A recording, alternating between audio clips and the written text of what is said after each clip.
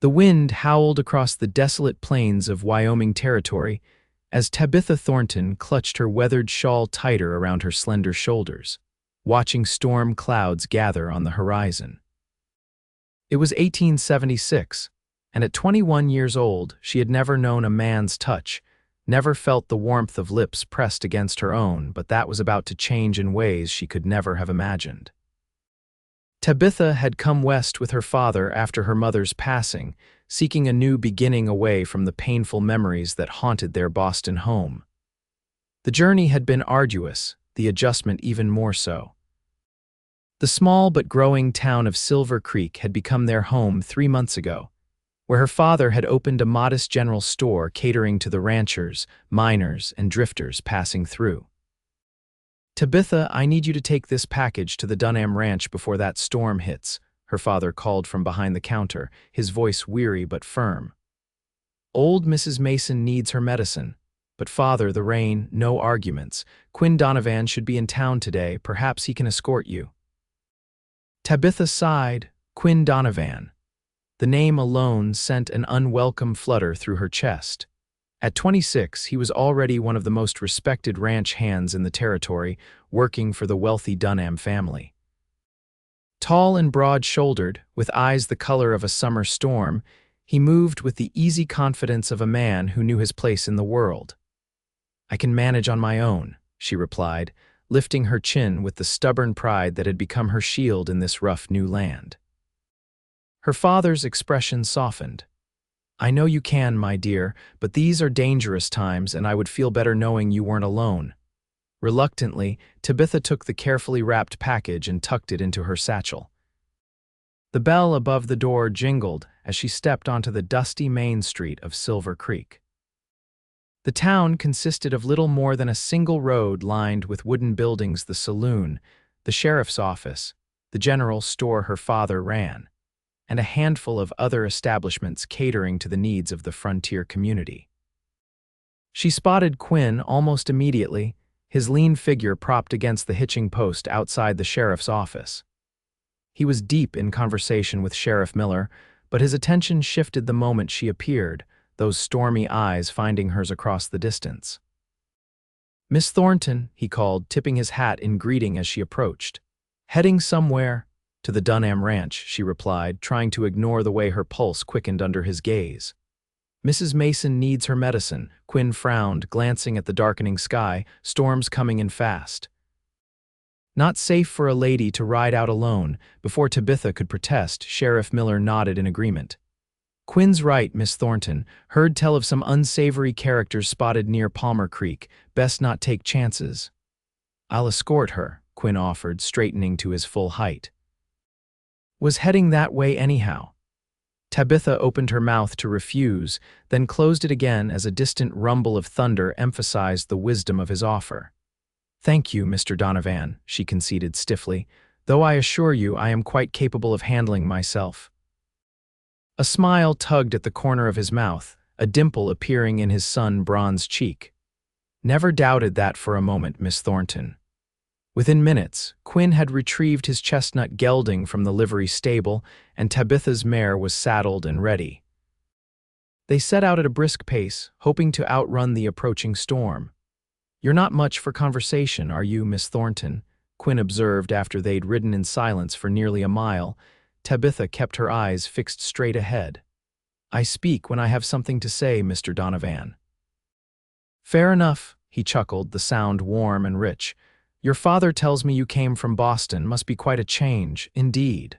She hesitated, then added softly, "Everything is different here. The land, the people, the very air we breathe. Do you miss it? The city, I mean." Tabitha considered the question. "I miss certain aspects, the libraries, the concerts, the predictability of civil society." She glanced at him. "What about you? Where did you come from before this?" "Born in Missouri," he replied. "Father was a farrier. Taught me everything about horses before cholera took him and Ma both. Been drifting ever since, till I found work with the Dunhams." Something in his voice, a hint of shared loss, made Tabitha look at him with new eyes. "I'm sorry about your parents, as I am for your mother." "Your father mentioned her passing." The first fat drops of rain began to fall as the sky darkened ominously above them. What had started as a distant threat was rapidly becoming a reality. "We should seek shelter," Quinn said, scanning the horizon. "There's a line shack about half a mile east. We can wait out the worst of it there." No sooner had the words left his mouth than the heavens opened, releasing a torrent of rain that instantly soaked them both. Thunder crashed overhead, and Tabitha's mare reared in fright. "Easy, girl." Tabitha soothed, fighting to maintain control of the frightened animal.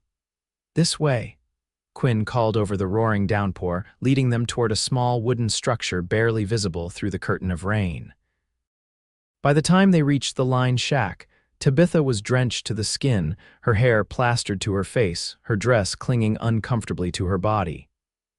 Quinn dismounted quickly, securing both horses beneath the small lean to attach to the shack before helping her down. His hands were warm on her waist, strong and steady as they guided her to the ground. For a fleeting moment, they stood too close before he stepped back and ushered her inside. The line shack was simple but dry, a single room with a small stone fireplace, a narrow cot against one wall, and a rough-hewn table with 2 chairs. Quinn moved efficiently, finding kindling and matches to start a fire while Tabitha stood shivering near the door. "You need to get out of those wet clothes," he said practically, keeping his back to her as he coaxed the fire to life. "There should be some blankets in that trunk. I'll step outside while you change and leave you standing in the rain." "That hardly seems fair," Tabitha protested, though the thought of removing her sodden garments in such proximity to this man sent a flush of warmth to her cheeks. Quinn turned, and for a moment their eyes locked. Something unspoken passed between them, an awareness, a curiosity, perhaps even a longing neither would dare acknowledge. "I've weathered worse," he said quietly. "Perhaps." She hesitated, then squared her shoulders. "Perhaps we could both turn our backs. I'll use the blanket as a screen."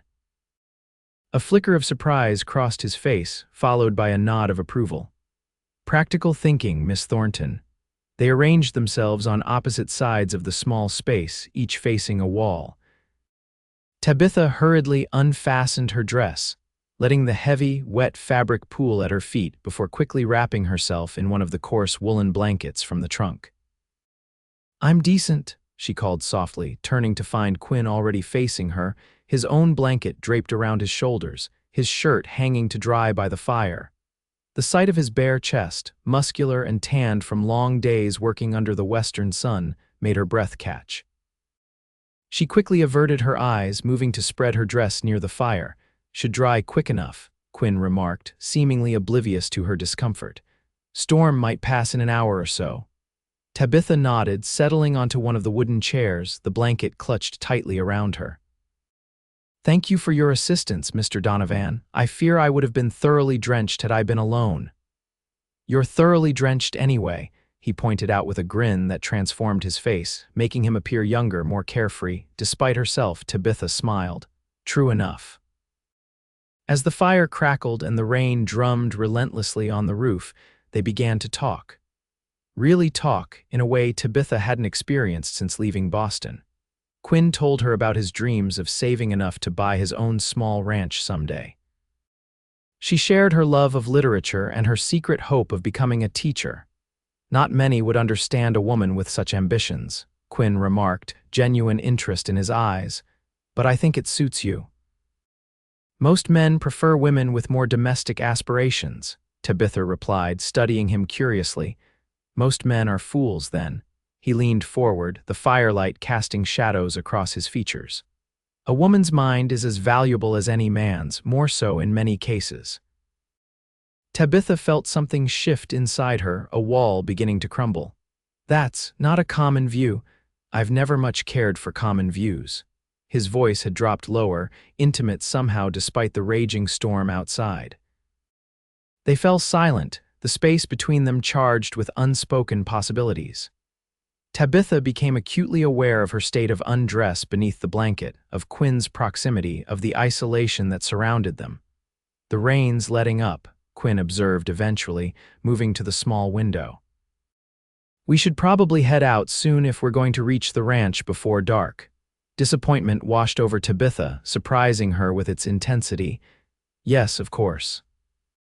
They dressed in silence, backs turned once more, though the atmosphere had changed, charged with an awareness that hadn't been there before.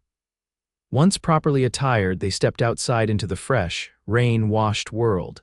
The storm had passed, leaving behind puddles and a clean, earthy scent. As Quinn helped her mount her horse, their hands touched briefly, sending a jolt of sensation up Tabitha's arm. She met his gaze, finding a mirror of her own confusion and longing reflected there. They rode in companionable silence for a while, the landscape glistening around them, until Quinn suddenly reined in his horse. "Riders coming," he said tersely, his expression hardening as he scanned the horizon. 5 of them, moving fast. Tabitha followed his gaze, spotting the approaching horsemen. Even from a distance, there was something menacing about their approach. "Could be trouble," Quinn murmured, moving his horse closer to hers. "The Barton gang's been raiding in these parts." Fear clutched at Tabitha's heart. The Barton gang was notorious throughout the territory, thieves and killers who showed no mercy to those who crossed their path. "What should we do?" she whispered. Quinn's eyes narrowed as he assessed their options. "Not much cover here. Make a run for that ridge. There's a stand of trees on the other side, if we can reach it before they spot us." But it was too late. A shout went up from the approaching riders, who immediately changed course, heading straight for them. "Ride," Quinn commanded, spurring his horse forward. "Don't stop for anything." Tabitha needed no further urging. She kicked her heels into her mare's flanks, bent low over the saddle as they galloped toward the distant ridge. But the outlaws' fresh mounts quickly gained on them. A shot rang out, whistling past Tabitha's ear. She cried out in alarm, nearly losing her balance.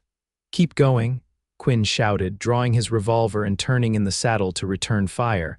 They reached the ridge with the outlaws less than 100 yards behind. Quinn suddenly veered his horse in front of hers, cutting off her path. "Down there," he pointed to a narrow ravine. "Follow it to the trees. I'll hold them off." "I won't leave you," Tabitha protested. "This isn't a debate, Miss Thornton." His eyes locked with hers, intense and unwavering. "I'll find you, go." With a final desperate look, Tabitha guided her mare down the steep slope into the ravine. Behind her, she heard the exchange of gunfire, Quinn's voice raised in challenge. Tears blurred her vision as she urged her horse forward, following the winding path until she reached the cover of the trees.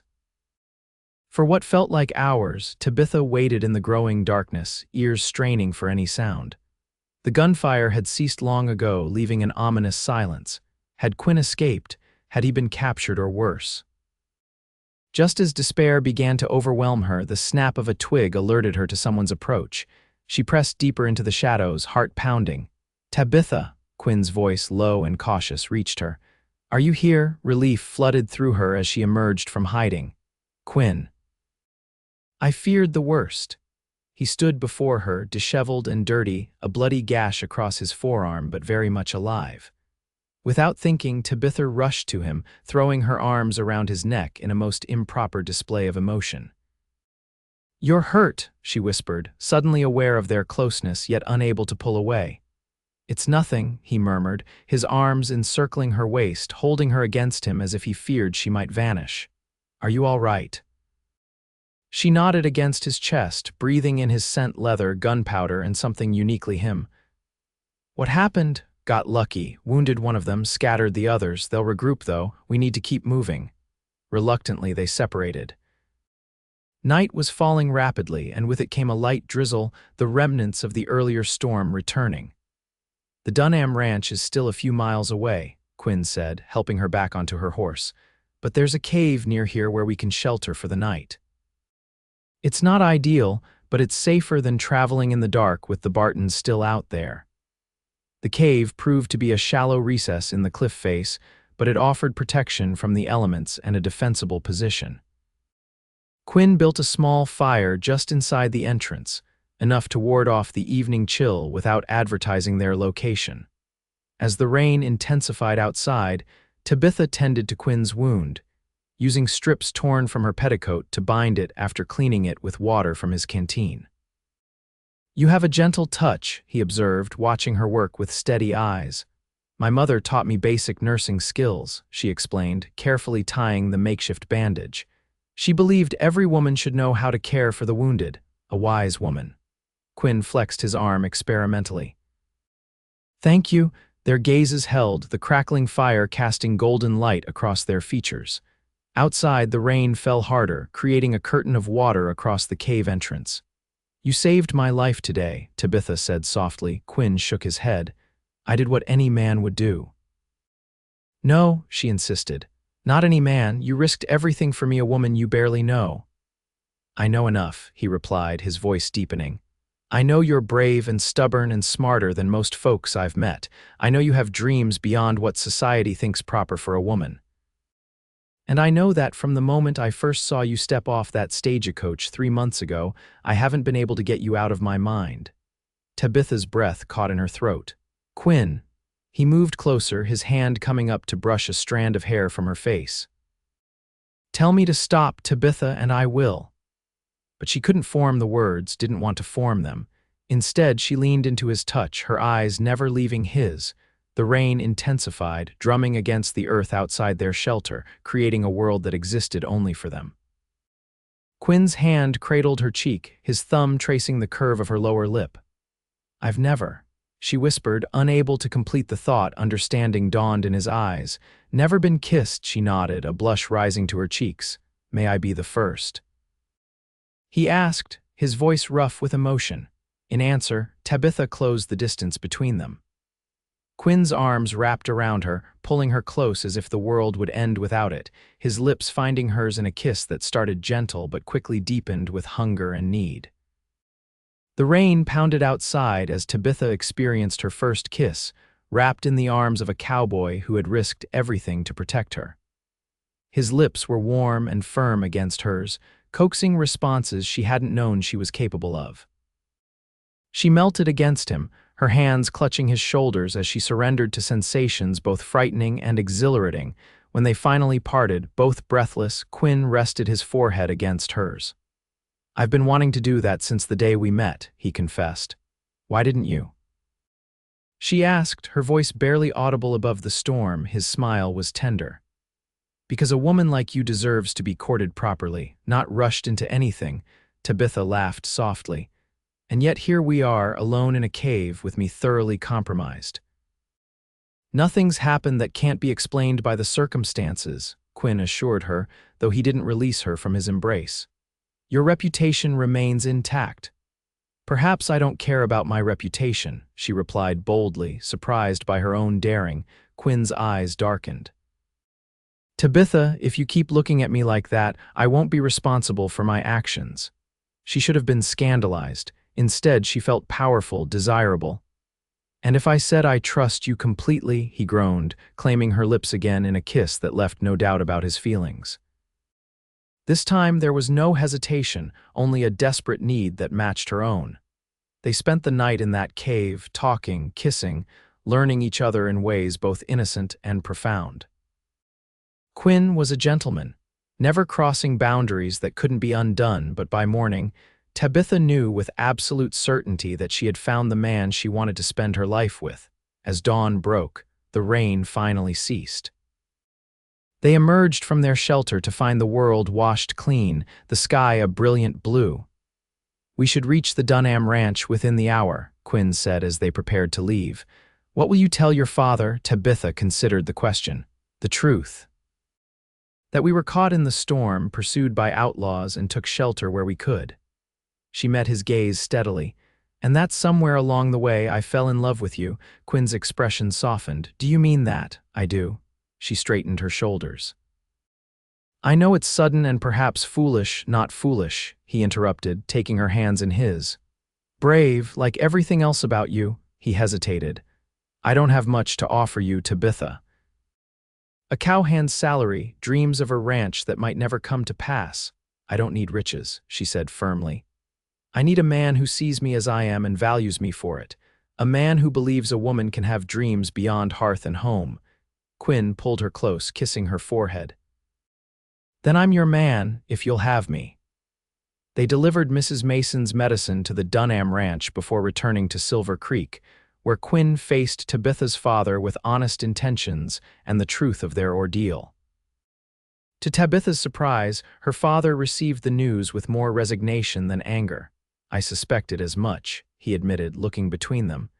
"The way you've been watching each other these past months, well, I'm not blind." "Sir," Quinn said respectfully, "I'd like your permission to court your daughter properly." Mr. Thornton studied the young cowboy for a long moment. "You saved my daughter's life, Donovan. I suppose that earns you the right to call on her." His expression turned stern. "But I expect proper behavior and no more overnight adventures, understood?" "Yes, sir," Quinn agreed readily. "You have my word." The following months were a whirlwind of courtship. Quinn called on Tabitha regularly, taking her on proper outings under the watchful eye of the community. They attended church socials, went on picnics by the creek when weather permitted, and spent countless evenings on the porch of the Thornton home, talking about their hopes for the future. Quinn proved himself a dedicated suitor, working extra shifts at the ranch to save money. When Mr. Dunham offered him the position of foreman, with a small cabin included, he accepted immediately, seeing it as one step closer to making Tabitha his wife. The Barton gang was eventually captured by a posse led by Sheriff Miller, bringing a sense of security back to the territory. Tabitha began teaching at the newly established school, fulfilling her dream with Quinn's unwavering support. 6 months after that fateful rainy day, they stood before the town's traveling preacher, exchanging vows that bound them together as husband and wife. Tabitha wore her mother's lace-trimmed dress, altered to fit her slender frame, while Quinn cut a handsome figure in a new suit purchased especially for the occasion. "I never thought I'd find happiness in this wild place," Tabitha confessed as they danced at their modest reception. "But now I can't imagine being anywhere else." Quinn's arms tightened around her waist. "I promised I'd find you that day in the ravine. I intend to keep finding you every day for the rest of our lives."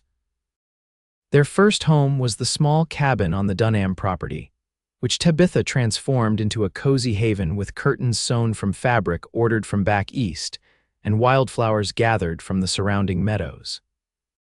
She continued teaching, her students responding well to her combination of high expectations and genuine care. 2 years into their marriage, an unexpected opportunity arose when old Mr. Peterson, who owned a struggling small ranch adjacent to the Dunham property, decided to return east to live with his daughter. Quinn and Tabitha pooled their savings and, with a loan from Mr. Dunham, purchased the land and modest house. "It needs work," Quinn acknowledged as they stood on the porch of their new home, surveying the overgrown fields and weathered fences. "But it's ours." Tabitha leaned into his embrace, her hand resting on the slight swell of her stomach, a secret she had yet to share. "Then we'll make it beautiful together." That night, as they lay in their new bedroom, Tabitha finally revealed her news. Quinn's joy was boundless, his hands gentle as they caressed the place where their child grew. "I never thought I could be this happy," he whispered against her hair. "You've given me everything, Tabitha." "Not everything," she teased, guiding his hand to her abdomen. "There's still so much more to come." Their daughter, Emily, was born the following spring, a healthy baby with her father's storm-gray eyes and her mother's determined spirit. Quinn proved to be a devoted father, often carrying the infant in a sling across his chest as he worked around the ranch. As the years passed, their family and ranch both flourished. 2 sons joined their daughter James and Thomas, filling their home with laughter and the occasional chaos that comes with raising 3 spirited children. The land prospered under Quinn's careful management, and Tabitha continued teaching until the school committee hired a full-time instructor from back east. On the 5th anniversary of the day they had sheltered in the cave, Quinn surprised Tabitha with a special gift, a small library built onto their home, filled with books he had been collecting secretly for months. "You once told me you missed the libraries in Boston," he explained as she explored the room in wonder. "I can't give you a city library, but I thought this might be the next best thing." Tabitha's eyes filled with tears as she ran her fingers over the leather-bound volumes. "It's perfect," she whispered, turning to embrace him. Better than any city library because it was built with love, life on the frontier remained challenging.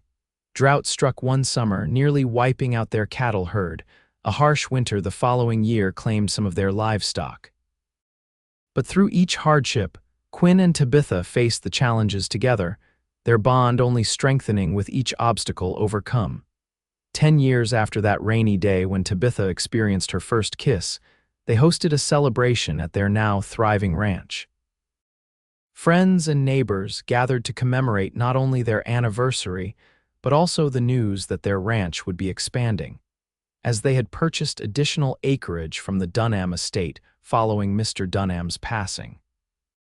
As evening fell and lanterns were lit around the property, Quinn found Tabitha standing alone on the porch, watching their children play with the other youngsters from town. "Happy?" he asked, slipping his arm around her waist. She leaned into him, content in a way she had never imagined possible when she first arrived in this untamed land. "More than I ever thought possible." Quinn's lips brushed her temple. "Remember that cave, how scared we were, and how brave you were," she reminded him. "Facing down those outlaws to protect me," he chuckled. "I was terrified, not of them, but of the thought of losing you before I'd even had the chance to tell you how I felt." Tabitha turned in his arms, studying the face that had become as familiar to her as her own, the lines at the corners of his eyes from squinting in the sun, the slight gray now threading through his hair at the temples, the dimple that still appeared when he smiled. "That rain was the best thing that ever happened to me," she said softly, as if summoned by her words. Thunder rumbled in the distance. They both looked up to see storm clouds gathering on the horizon, much like the day that had brought them together. "Seems fitting," Quinn observed with a smile. "Should we warn the guests?" Tabitha shook her head, a mischievous glint in her eye. "Not just yet. Let's enjoy the moment." When the first drops began to fall, sending their guests scurrying for cover, Quinn pulled Tabitha into the yard, away from the shelter of the porch. "What are you doing?" She laughed as the rain began to soak through her dress. "Reminding you," he said, drawing her close exactly as he had done a decade before, that some of the best moments in life happen in the rain. And there, with their friends and children watching from the porch, Quinn kissed his wife as the heavens opened above them, holding her close as if the world would end without it, just as he had on the day her first kiss happened in the rain.